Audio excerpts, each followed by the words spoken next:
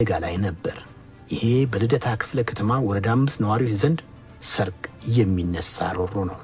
በዚህ በልደታ ክፍለ ከተማ ወረዳ 5 የጤና ጣቢያ አለመኖር ከ45000 በላይ ሰዎችን ህይወት ፈትኖ ነበር።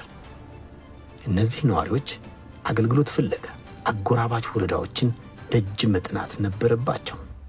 52 ዓመት ኖር ያለው በጣም ከሚገባ በላይ ችግር የነበረበት ከምንም ከየትም የተለየ እንደ አዲስ አበባ ብለው ምንም ችግር የለውም የተለየ ሕክምና ያጣበት እናት በወሊድ የምትሞትበት አባት ተሸክመ ጣና ጣቢያ ማታደርስበት በተለያየ መንገድ በህመም የሚሞቱበት ሕክምና የለም ማለት ይቻላል።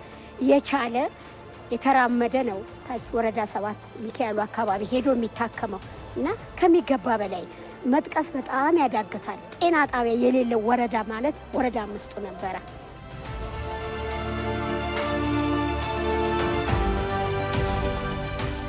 በጣም እንቸገራለን። አንደኛ ነዋሪው ስፋት ያለው ነዋሪ ነው። ከ40 እስከ 45000 ነዋሪ ያለበት ወረዳ ነው። በአነስተኛ ኑሮ ውስጥ ያለ ነው። ችግርተኛ ይበዛበታል፣ ታማሚ ይበዛበታል፣ ብዙ አይነት ችግሮች አሉበት። ስለዚህ ይሄንን ለማድረግ ረጅም መንገድ ሄደው ነበር እንጂ የሚሉት ያው በዛት አይነት ስራ ምናምን የሚበዛበት አካባቢ ስለሆነ ረጅም መንገድ ተሄዶ ነበር ለሕክምና የምንሄደው።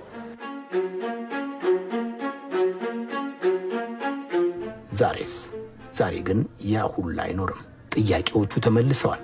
በ180 ሚሊዮን ብር ወጪ ግዙፉ የከረዩ ጤና ጣቢያ ቃልን በተግባር ሊቀይር ከደጃፍ ቆሟል።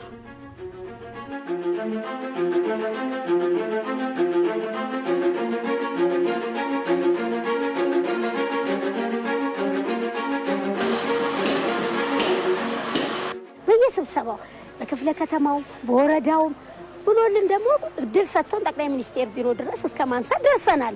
የተመሰገነ ይሁን። አሁን ይሄው እንግዲህ እንደምታየው እናንተ እድለኞች ናችሁ፣ ዛሬ ለማየት በቅታችኋል። ይህንን የመሰለ ህንፃ በ4 ወር የማይጠበቅ የማይታመን ህንፃ ተሰርቶልናል። ለከንቲባ ቢሮ፣ ለክፍለ ከተማ አመራር፣ ለወረዳ አመራር እዚህ ላይ ርብርብ ላደረጉ በሙሉ ትልቅ ምስጋና አለኝ። በዚህ በልደታ ክፍለ ከተማ ለበርካታ ዓመታት ጥያቄ ሆኖ የቆየው የጤና ጉዳይ ብቻ አልነበረም። ትምህርት እንዲሁም የአንድ ወረዳ ነዋሪዎችን ያለያየው ድልድይ ጉዳይም የህብረተሰቡ ምሬት ነበሩ። 2018 ላይ ይሄው መልስ አግኝቶ ስሙ ሁሉ ጠፍቶ ምን ነበር የሚባለው? ሰባራው ድልድይ ነው የሚባለው። አሁን ያው ትልቅ አጋጣሚ ያው ጠንካራ አመራሮች በመኖሩ ህዝቡም ደግሞ ጥያቄውን ከዕለት ዕለት እየጠየቀ በመምጣቱ ይሄው ይሄን ያህል እልባት መፍትሄ ተገኝቷል። ተከታታይ ለ12 ዓመት እየተጠየቀ ያለ አሁን በአጭር ጊዜ ውስጥ ግን ምላሽ አግኝቷል። ይህ ምላሽ ማግኘት ማለት ደግሞ ያው እንደጀመርነው እንጨርሳለን የሚለውን ቃል በተግባር የተደረገበት ነው። በአሁኑ ሰዓት እንደሚታየው ስራ እየተሰራ ነው።